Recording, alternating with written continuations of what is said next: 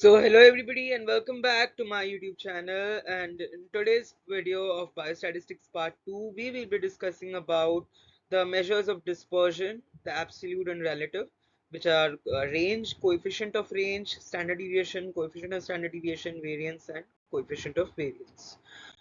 So firstly, when we talk about dispersion, that means how scattered, what are the different, how dispersive is your data.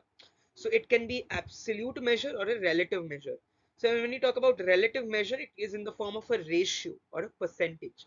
So that is why coefficient of standard deviation, coefficient of range, coefficient of variance. And when we talk about an absolute measure, we talk about range, standard deviation, variance. So that is a major difference. And then we have Lorentz curve as well, but that is not much needed at your level. So we will be only discussing about absolute and relative dispersions. So range में कुछ नहीं करना. All you have to do is just subtract the highest value with the lowest value. That's it. Simple. So if you get a particular value, and then now over here, just find the range and coefficient of range. Minus, subtract the highest value minus the subtract the lowest value. So over here you can see you have to just find the range and the coefficient of range. So what is the, you do not have to see at the F column, okay?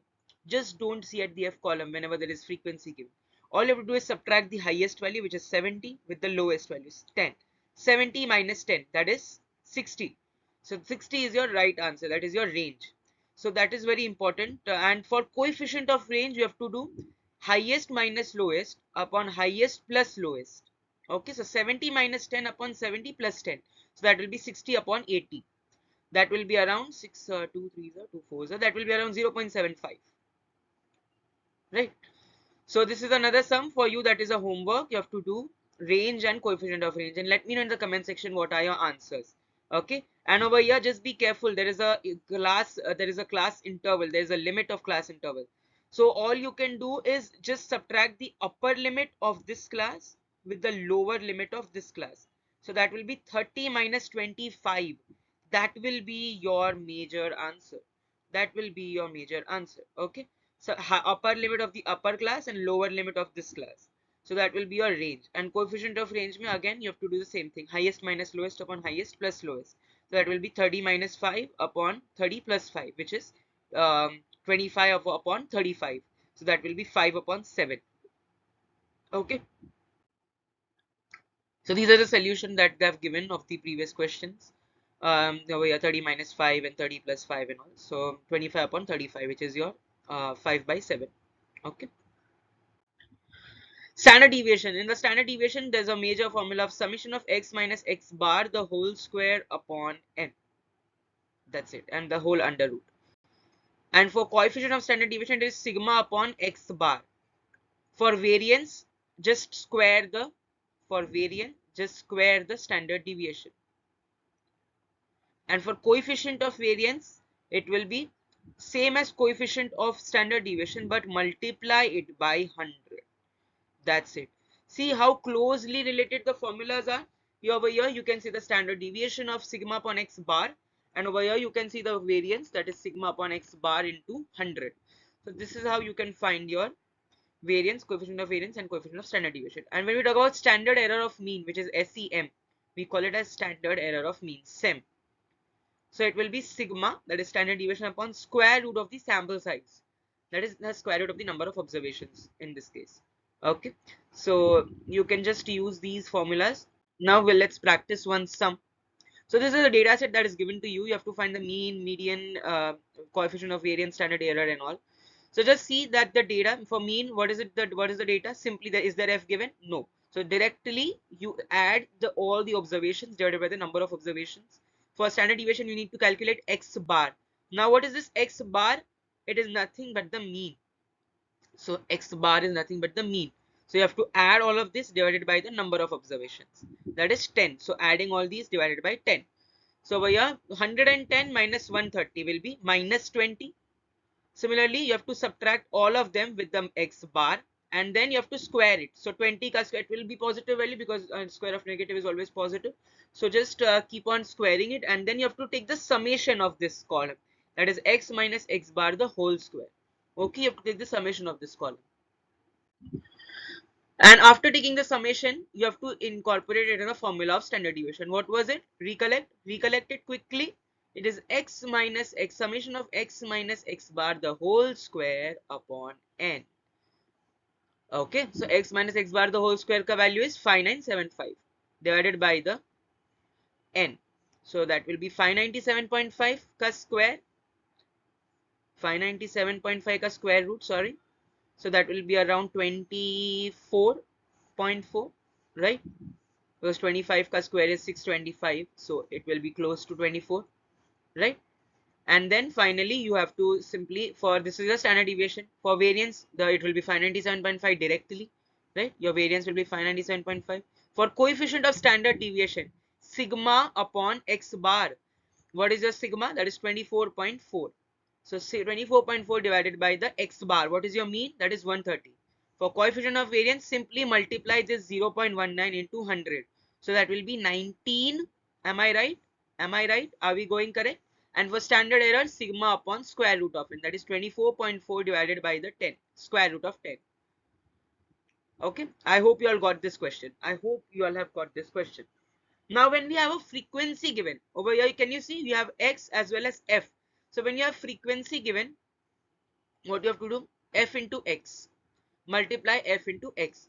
Then you have to take x minus x bar ka only x minus x bar. Then you have to take the x minus x bar ka square, and then the third column will be f into x minus x bar ka square. So here you have to firstly write the value of x and f, then f of x, then x minus x bar. So x bar will be your mean value. So x1 minus the mean value. Then you have to take the square of this, and then finally multiply it with the f. So f into x minus x bar the whole square. Now remember this value 250.6. So what do you have to do?